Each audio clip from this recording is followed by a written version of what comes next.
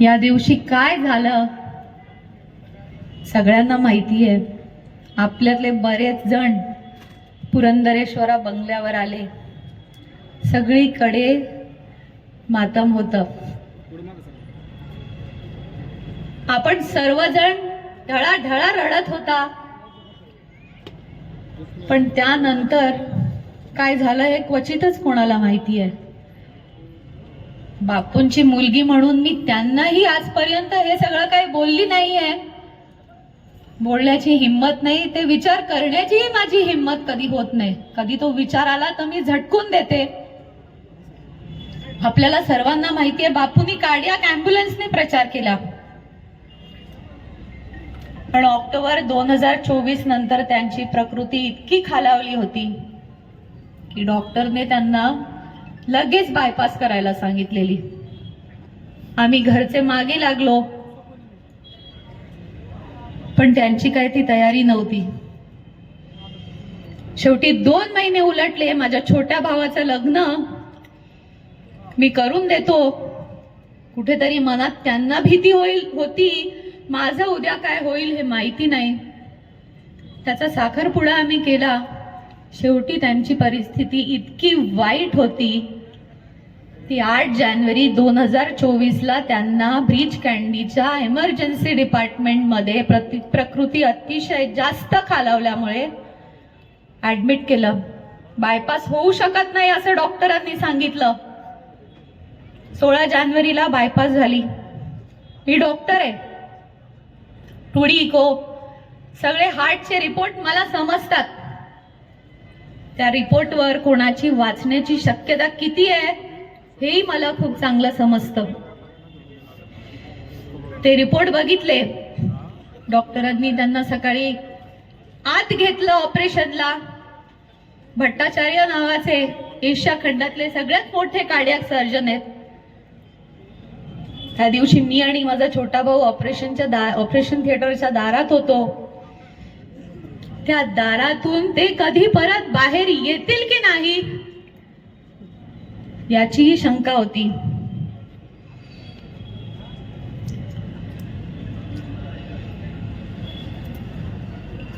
चेद्रेली बायपासचा patient operation झाल्यावर 24 तासात शुद्धीवर येतो. पहिला दिवस गेला. म्हटलं ठीक आहे, नॉर्मल पेशंट असेच येतात शुद्धीवर, आपण वाट बघूया. त्यांचं हार्ट काम करत नव्हतं. एओर्टिक बबल नावाचा सपोर्ट होता. त्यांच्या किडन्या काम करत नव्हत्या. त्यांचं कंटिन्युअस डायलिसिस चालू होतं. ते व्हेंटिलेटरवर होते, म्हणजे त्यांची फुफ्फुसही सपोर्टवर होती. त्यांना जवळजवळ 20 बॉटल रक्त चढवण्यात आलं आणि 50 फ्रेश फ्रोझन प्लाझ्मा चढवण्यात आले. दुसरा दिवस गेला, तिसरा दिवस गेला. शुद्धता सोडा एकही लाईफ सपोर्ट देखील काढला गेला नव्हता. चौथ्या दिवशी सकाळी मी हॉस्पिटलमध्ये पोहोचली. 4 दिवस त्यांचे डोळे उघडले नव्हते. 4 दिवस तो हात हलला नव्हता. त्या चौथ्या दिवशी कुठेतरी माझाही विश्वास डगमगला. आणि शेवटी आता आपण काहीही करू शकत नाही, तर मी सिद्धिविनायकाच्या मंदिरात गेली. तिथे एक मूर्ती घेतली. ती त्यांच्या डोक्याजवळ ठेवून आता जे होईल ते होईल हा विचार करून मी 2 ते 3 तासात हॉस्पिटलमध्ये परत आली. तर चमत्कार झाला. त्या हॉस्पिटलच्या आयसीयूच्या बेडवरून उचलून खाली उतरून युरिनची बॅग हातात पकडून मी विजय दीनानाथ चव्हाण आहे आणि मी माझं आयुष्य त्या अग्निपथच्या विजय दीनानाथ चव्हाण प्रमाणे जगत आलो आणि तसंच जगणार असं त्यांनी सांगितलं. हा चमत्कार हा तुमच्या सगळ्यांच्या आशीर्वादाने झाला. बापू माझे वडील नक्की असतील, पण आमच्यापेक्षा 100 पट प्रेम हे त्यांनी तुमच्यावर केलंय. ते नेहमी म्हणतात हे पुरंदर मधली सगळी माझी मुलं आहेत, माझं त्यांच्यावर माझ्या मुलांपेक्षाही जास्त प्रेम आहे. मग आज ही तुमची बहीण तुम्हाला साथ घालते, माझ्या भावांना साथ घालते, माझ्या माता भगिनींना साथ घालते की हा बापूंचा पुनर्जन्म माझ्यासाठी नाही झाला, तो पुरंदर आणि हवेली जनतेसाठी, तुमच्या विकासासाठी आणि तुम्हाला पुढे घेऊन जाण्यासाठी झालाय. हा विजय आता आपल्याला मिळवलाच पाहिजे. आम्ही बापूंबरोबर गाडीने मरियाई घाटातनं वर येत असतो.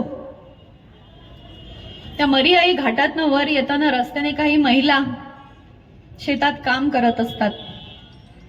बापू मला सांगतात, माझ्या आईने अख्खं आयुष्य असंच काढलं. किती त्रास आहे या महिलांच्या आयुष्यात. सकाळी 7 पासून ते रात्री 10, 11, 12 पर्यंत त्या काम करतात, सेवा करतात. असाच विचार कदाचित माननीय मुख्यमंत्री आणि त्यांचे हे सहकारी यांनी केला आणि म्हणून आज लाडकी बहीण योजना आपल्या सर्वांसाठी त्यांनी केली. जर तुमच्या प्रती अशी संवेदनशीलता यांच्या मनात नसती तर माझी ही माता भगिनी आजही उपेक्षित राहिली असती. मी सर्व वाड्यां वस्त्यांवर जेव्हा फिरत असते तेव्हा या माता भगिनींच्या चेहऱ्यावरचा आनंद बघून खूप आनंद होतो. खोटं बोला पण रेटून बोला. माळशिरसच्या एक महिला आहेत, मी त्यांचं नाव नाही सांगत. मला फोन आला रात्री 9 वाजता, ताई हे भुरटे परत आले, ताई हे भुरटे परत आले, तुम्ही लवकर या आणि यांच्या थापा बंद करा. मी म्हटलं काय झालं? ताई म्हणे आता हे येऊन आम्हाला सांगतायत, आम्हाला 5 वर्ष हे दिसले नाहीत, आता येऊन आम्हाला सांगतायत पुरंदर उपसा योजना म्हणे बापू मुख्यमंत्र्यांच्या जवळचे आहेत, ते मला कामच करून देत नाहीत आणि ते तुम्हाला हे पाणी देण्यापासून थांबवतायत. माझा प्रश्न आहे, 2019 पर्यंत पहिली तर ती क्रॉस सबसिडी बापूंनी केली. 19% पाणी त्यांनी दिलं. 2019 पर्यंत जोपर्यंत बापू होते सर्वांना माहिती आहे पाण्याचा कुठलाही त्रास झाला नाही. पण जसं सरकार बदललं आणि महाविकास आघाडीचं सरकार आलं त्यांनी 3 पट विजेचं बिल केलं आणि आजही माळशिरस या भागातली पाण्याची तणतण आपल्या सर्वांना माहिती आहे. मग मला सांगा, तेव्हा 3 पट बिल केलं तेव्हा तुम्ही झोपले होते का? 52 कोटी या योजनेच्या मेंटेनन्स साठी दिलं, त्याचं तुम्ही काय केलं? त्याचा भ्रष्टाचार केला. पंप निकामी झाले, ते पंप रिप्लेस करायला पाहिजे ही दूरदृष्टीही या नेत्यांमध्ये नाही. आणि 5 वर्ष 5 विधानसभा तुम्ही झोपा काढून आज ते बुरटे खोटं बोला पण रेटून बोला म्हणून तुम्ही गावात जाऊन पोहोचलेले आहात. फुरसुंगी उरळी देवाची आणि त्याबरोबरची काही गावं महानगरपालिकेत गेली. त्यांचा टॅक्सचा प्रश्न मोठा होता. 2019ला प्रचार करताना यांनी सांगितलं माझा भाऊ महानगरपालिकेत आहे, मी तुमचा टॅक्स कमी करून देतो. कुठे होतात मग तुम्ही 5 वर्ष? शेवटी लोकांना जप्तीच्या नोटीस येऊ लागला. अक्षरशः या माता भगिनी लोक रडायवर आली. तेव्हा त्यांच्यासाठी एकच माणूस उभा राहिला, जे महाराष्ट्रातल्या कुठल्याच नेत्याला जमलं नाही. ते काम फुरसुंगी उरळी महानगरपालिकेचं एकाच नेत्याने केलं आणि ते म्हणजे विजय बाप्पू शिवतारे. जास्त बोलत नाही. छत्रपती शिवाजी महाराजांचं आजही नामस्मरण केलं की अंगावर शहारे येतात. अरे आपल्या या पुरंदरच्या पुण्यभूमीत तर छत्रपती संभाजी महाराजांचा जन्म झालाय. आपण त्यांचे वारस, आपल्या धमन्यांमध्ये ते रक्त सळसळतंय. मग मला सांगा, या भुरट्या लोकांना तुम्ही त्यांची जी ही खोटारडेपणा आहे तो करू द्याल का? यांना असेच पळवून लावा. आणि म्हणून सांगते, हा संभाजी महाराज, छत्रपती संभाजी महाराजांचा, छत्रपती शिवाजी महाराजांचा विचार टिकवून आता आपल्याला सर्वांना एकत्र येऊन आपलं स्वराज्य परत आणायचंय आणि आपल्या या पुरंदर हवेलीला